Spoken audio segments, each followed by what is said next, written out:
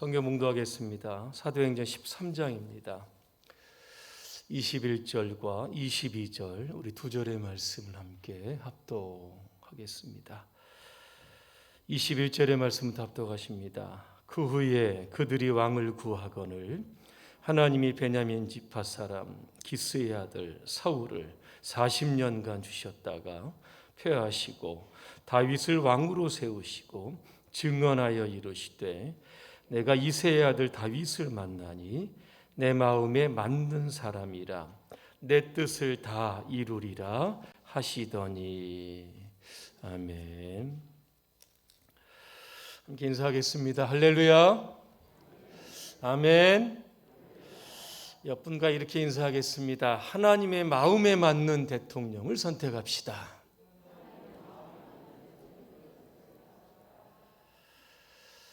정치의 품격이라고 하는 책이 있습니다. 이 정도상이라고 하는 작가가 지었는데 그는 역사상 가장 훌륭한 왕을 세종대왕이다 그렇게 이야기를 합니다.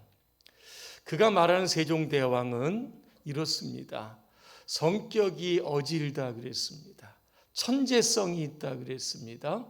백성을 사랑하는 왕이었다 그랬습니다. 그리고 이 조선의 독립을 추구하는 야망적인 정치가였다 그랬습니다.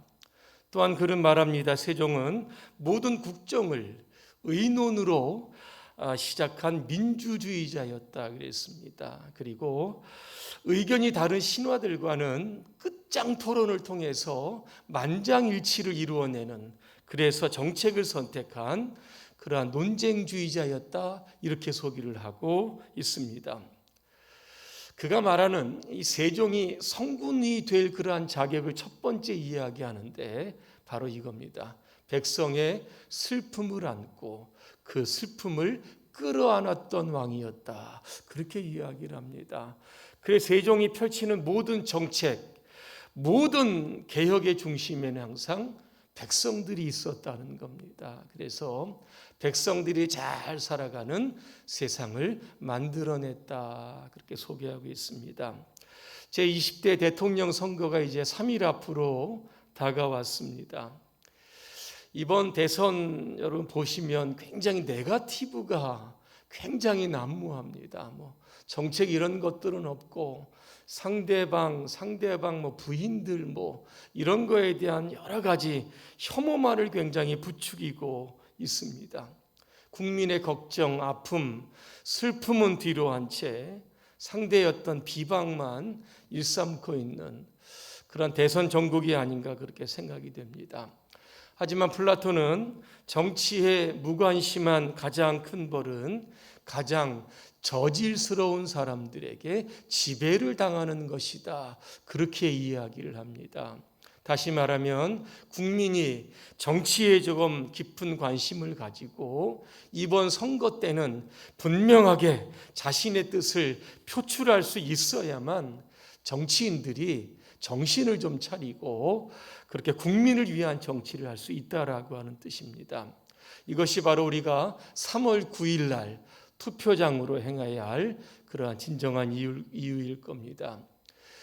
이러탁수라고 하는 말 아마 들어보셨을 겁니다. 물고기 한 마리가 물을 흐린다는 겁니다.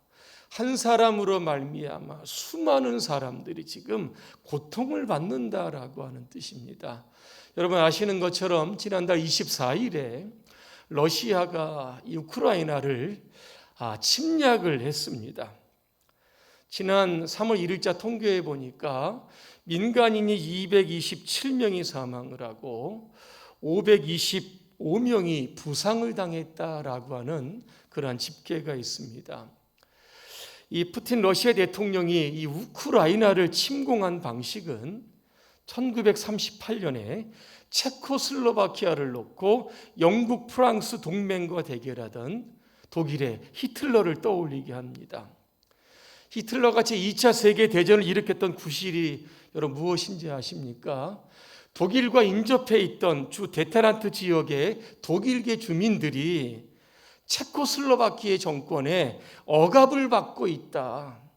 그래서 이를 응징하겠다는 목적으로 전쟁을 일으켰던 겁니다. 그런데 오늘 푸틴도 똑같은 명분을 가지고 지금 우크라이나와 전쟁을 벌이고 있습니다.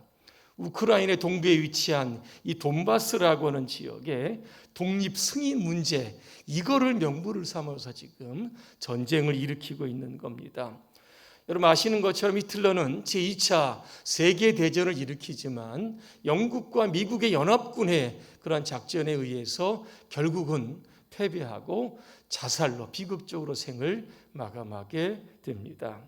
바라기는 이 푸틴이 이 히틀러의 어떤 과거의 전철을 밟지 않기를 간절히 소망합니다.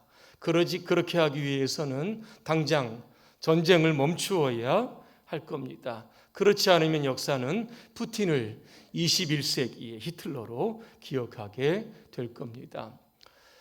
이 러시아의 우크라이나 침공에 관한 이러한 소식이 있기에 우리 교단의 총회장이신 지영은 목사님은 전국 산하 모든 교회에게 전쟁의 종식과 평화를 위한 그러한 기도의 메시지를 보냈습니다. 침략 전쟁이 속히 멈추고 무고한 생명이 희생되지 않도록 기도하자고 했습니다. 전쟁 난민들을 보호하고 구호하는 손길들이 넉넉해지도록 기도하자고 했습니다. 우크라이나 교회와 동역하는 선교사와 교회들이 안전할 수 있도록 기도하자 그랬습니다. 지난 2월 달에 제가 국민일보를 보니까 여야 주요 후보들이 자신이 존경하는 그러한 대통령을 롤모델로 제시한 적이 있습니다. 이재명 씨는 프랭클린 루즈벨트를 자신의 롤모델로 제시를 합니다. 그 이유를 이렇게 설명을 합니다. 루즈벨트는 소수의 개인과 대기업의 횡포에 맞서 정부의 권위를 세워 분배 정의를 실현하며 미국 복지의 토대를 마련했던 인물이기 때문이다. 그렇게 이야기했습니다. 윤석열 국민의힘 후보는 윈스턴 처칠을 전 영국 총리를 롤모델로 삼았습니다. 처칠은 2차 세계대전 당시 1940년입니다. 전시 내각 총리로 임명당하게 됩니다. 그 당시 유럽 대륙을 점령했던 나치 독일과 맞싸워서 자유세계를 그렇게 지켜냈기 때문에 처칠을 굉장히 존경한다 그렇게 이야기를 했습니다. 그렇다라고 하면 이번 3월 9일에 저와 여러분들은 어떤 대통령을 뽑아야 합니까? 1번 뽑아야 합니까? 2번 뽑아야 합니까? 누구 뽑아야 합니까? 가장 중요한 것은 사람의 마음에 드는, 즉 내 마음에 드는 대통령을 뽑을 것이 아니라 하나님의 마음에 드는 대통령을 선택할 수 있어야 한다는 겁니다. 오늘 본문에 보니까 2명의 왕이 나옵니다. 21절에 보니까 사울 왕이 나옵니다. 이스라엘의 초대 1대 왕입니다. 22절에 보니까 다윗이 나오는데 이스라엘의 2번째 왕입니다. 그런데 하나님은 다윗 왕을 가리켜서 이렇게 말씀하십니다. 내 마음에 맞는 왕이다. 그리고 내 뜻을 다 이룰 자다. 그렇게 크게 칭찬을 합니다. 근데 여러분 사울은 어떻습니까? 이 같은 말씀을 가지고 있는 사무엘상 13장 14절의 말씀을 제가 한번 읽어드립니다.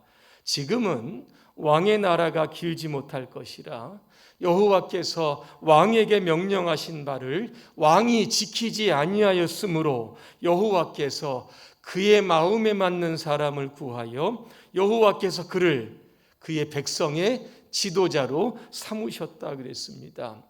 이 말씀 안에 오늘 본문에 나왔던 2명의 왕이 나옵니다. 전반에 사울이 나오고 후반에 다윗이 나오는 겁니다. 사울은 하나님의 마음에 들지 않은 사람이었습니다. 도대체 어떤 이유에서일까? 제가 성경을 찾아보니까 크게 2가지의 사건이 있었습니다. 첫 번째는 뭐냐면 사울이 사무엘 대신에 번제를 드린 사건이 나옵니다. 이게 어디 나오냐면 사무엘상 13장에 나옵니다. 자, 블레셋과 이스라엘 간의 지금 전투가 막 벌어지려고 하고 있습니다. 그 당시 이 블레셋의 규모를 보니까 병거가 3만이라고 그랬습니다. 마병이 6천이고 백성들이 해변의 모래처럼 많다고 그랬습니다.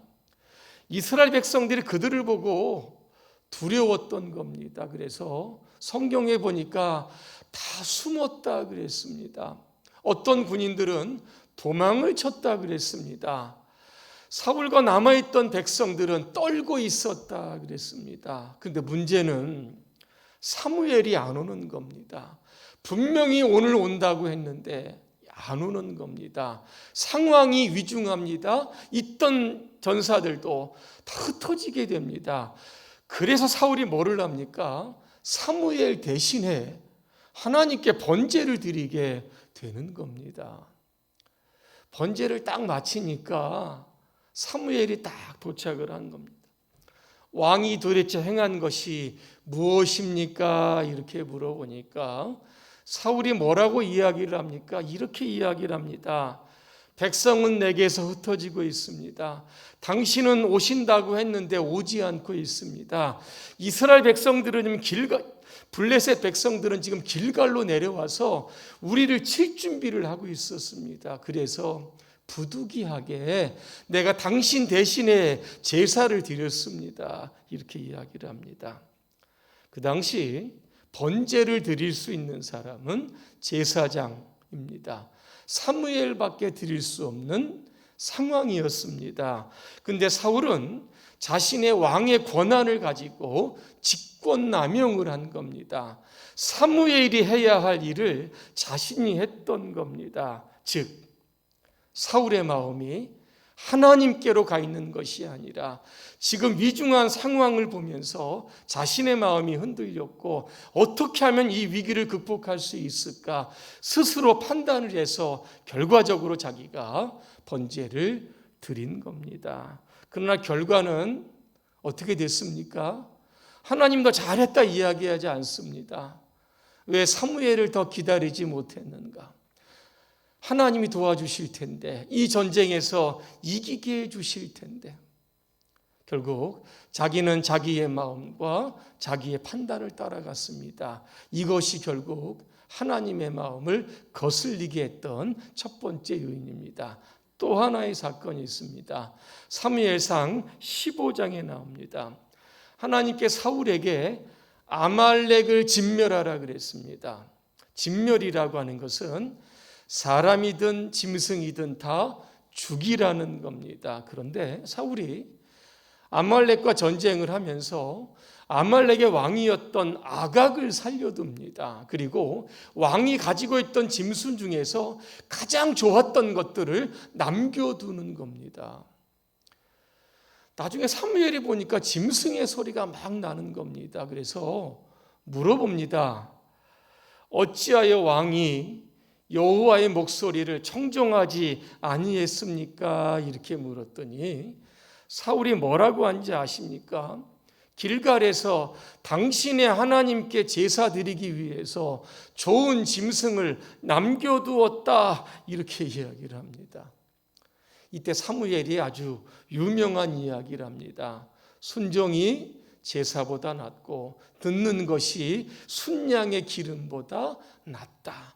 그러면서 사무엘은 사울에게 두 가지를 말씀합니다. 첫 번째가 뭔지 아십니까? 하나님께 당신을 이스라엘의 초대왕으로 세우신 것을 후회하고 있습니다.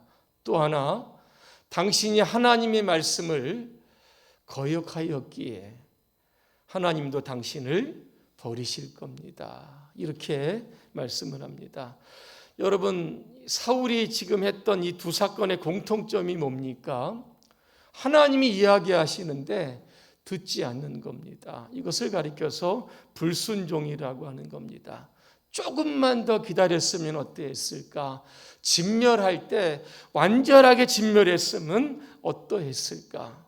분명히 잘못을 저질렀습니다. 그런데 이 두 사건 후에 사울은 하나님 앞에 잘못했다라고 하는 말씀이 없습니다. 이런 핑계, 저런 변명을 대고 자신의 실수를 끊임없이 합리화시키고 있었다라고 하는 겁니다. 바로 이 부분에서 사울은 하나님의 마음에 들지 못했던 겁니다. 그러면 여러분, 다윗은 어떻습니까? 다윗이 왕이 됩니다. 여러분 잘 아시는 것처럼 밧세바라고 하는 여인과 간음하는 사건이 발생합니다.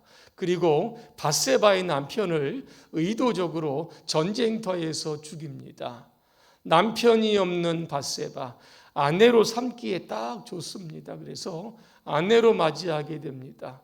모든 것이 완전 범죄인 것 같고 당시 왕으로서의 얼마든지 할 수 있는 일이라고 생각을 했습니다. 그때 하나님은 나단이라고 하는 선지자를 통해서 다윗을 책망합니다. 내가 죄인이다. 내가 잘못했다 그랬더니 여러분, 다윗이 어떻게 한지 아십니까? 자신을 책망하는 이 나단의 소리를 하나님의 소리로 듣고 회개합니다. 그 회개의 시가 바로 시편 51편에 있습니다. 이렇게 합니다. 하나님이여, 주의 인자를 따라 내게 은혜를 베푸시며 주의 많은 긍휼을 따라 내 죄악을 지워주소서, 이렇게 이야기합니다. 그리고 나서 하나님이여, 내 속에 정한 마음을 창조하시고 내 안에 정직한 영을 새롭게 하소서. 나를 주님 앞에서 쫓아내지 마시고 주의 성령을 내게 거두지 마소서.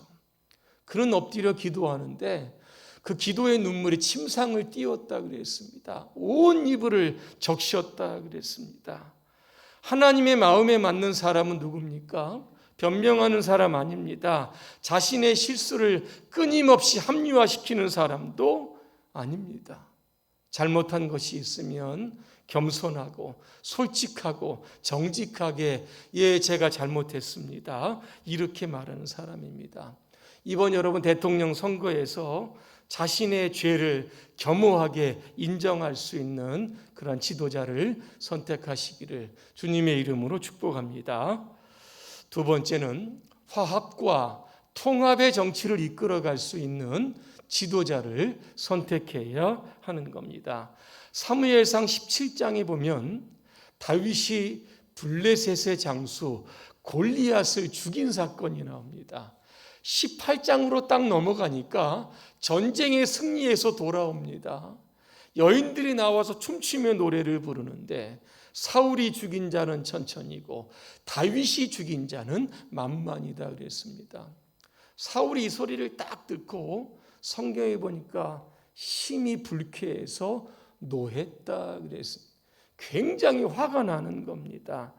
여러분, 그 이후로 사울은 40년 동안 정치를 하면서 뭐 한지 아십니까? 자신보다 잘난 사람, 똑똑한 사람, 자신의 정적을 제거하는 일에 평생을 바치게 되는 겁니다. 그리고 사울이 나중에 전쟁터, 즉 길보아 산에서 죽게 됩니다. 그런데 사울이 죽는데 한 나라의 왕 아닙니까? 주변에 아무도 없는 겁니다. 홀로 아주 비극적인 운명을 맞게 되었던 겁니다. 여러분, 다윗은 어떻습니까? 다윗은 사울을 피해서 한 10년 이상 도망 다닙니다. 한 번은 아둘람 굴에 숨어 있었습니다. 그런데 어떻게 알고 사람들이 모여들었는데 처음에는 400명이었는데 나중에 600명가량 모여들게 됩니다. 어떤 사람이 모여들었냐 이렇게 봤더니 사무엘상 22장 2절입니다. 환난당한 모든 자, 빚진 모든 자, 마음이 원통한 자들이 다 몰려들었다는 겁니다. 환난당한 자는 누구일까? 사울의 학정으로 인하여 오랫동안 핍박받았던 백성들을 이야기합니다. 그리고 사울의 측근에서 아마 직언을 했던 그런 아마 정치인들을 아마 일 겁니다. 사울의 어떤 것들을 피해서 도망 나온 사람들일 겁니다. 빚진 자는 누굽니까? 돈이 없어서 돈을 빌립니다. 근데 이자도 갚지 못합니다. 그래서 그들의 노예가 되었었는데 체주에서 도망친 사람들입니다. 그리고 오늘 보니까 마음이 원통한 자, 참 삶이 힘들고 어려운 사람들입니다. 이러한 사람들이 여러분 모여들었습니다. 여러분 누가 모이라고 강요한 것도 아니고 설득한 것도 아닙니다. 자발적으로 아둘람굴에 모였습니다. 다윗의 주변에 600명의 사람들이 모였다는 겁니다. 동굴의 환경 여러분 살기 굉장히 힘들 겁니다. 그러면 다윗은 아둘람굴에서 도대체 무엇을 했을까? 아마 600명의 사람들의 그 마음 아픈 것들을 다 귀담아 들었을 겁니다. 앞으로 내가 이스라엘의 두 번째 왕이 되면 이들을 위해서 어떠한 정치를 펼쳐갈 것인지를 아마 고민했을 겁니다. 그리고 그들 간에 우수한 사람이 있으면 눈여겨보아두었다가 아마 나중에 아마 자신의 옆에 두는 그러한 아마 장관으로 아마 기용하려고 아마 했었을 겁니다. 사울의 주변에 아무도 없었습니다. 왜? 그는 독재자였고 자신보다 뛰어난 사람들을 다 제거하는 사람이었습니다. 하지만 다윗은 주변의 사람들이 늘 끊임없이 몰려다녔습니다. 그는 사람의 마음을 위로했던 사람입니다.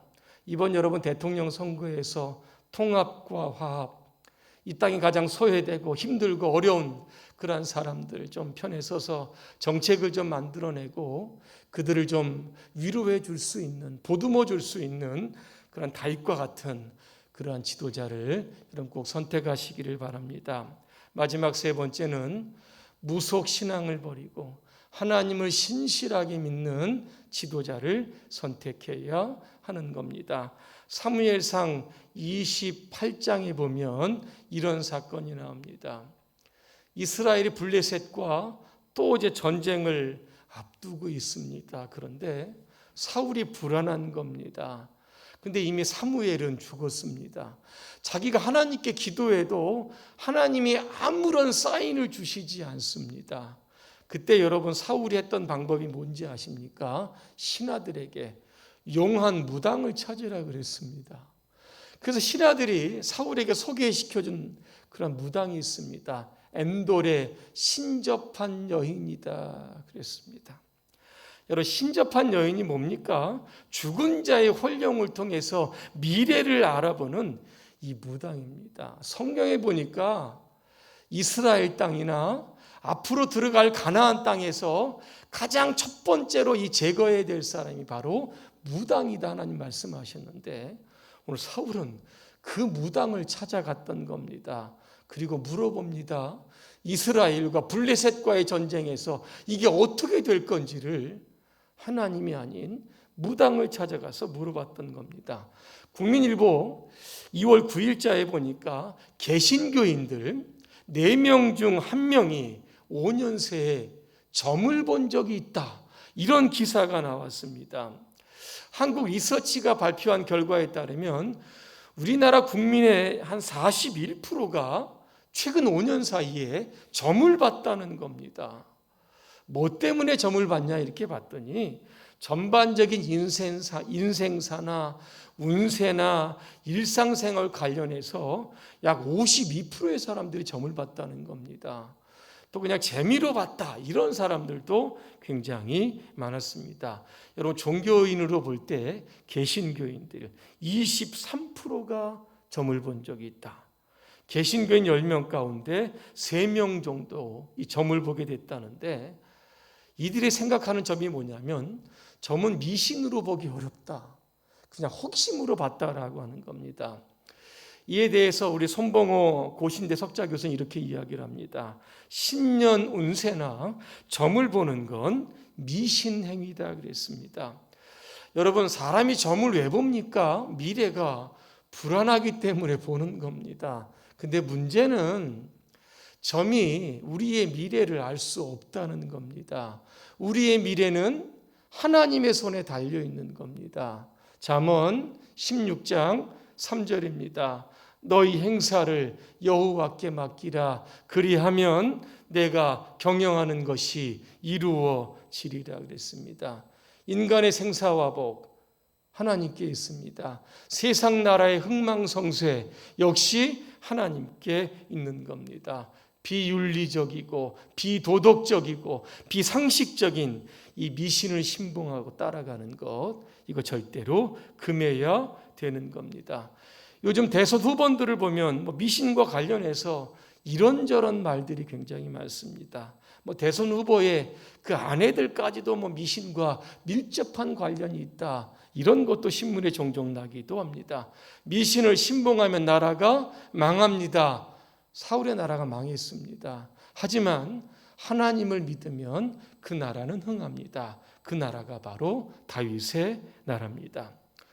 이번 여러분 대선에 오직 하나님을 신실하게 믿는 그러한 대통령 우리가 반드시 뽑아야 합니다. 그래서 대한민국이 하나님의 복을 받아 다시 한번 역사의 무대에 우뚝 서게 되시기를 주님의 이름으로 축원합니다. 기도하겠습니다.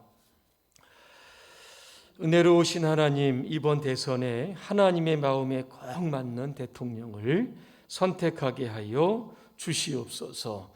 위로는 하나님께 순종을 하고 아래로는 백성을 섬기는 다윗과 같은 그러한 대통령이 꼭 당선되게 하여 주시옵소서. 예수님의 이름으로 기도합니다. 아멘.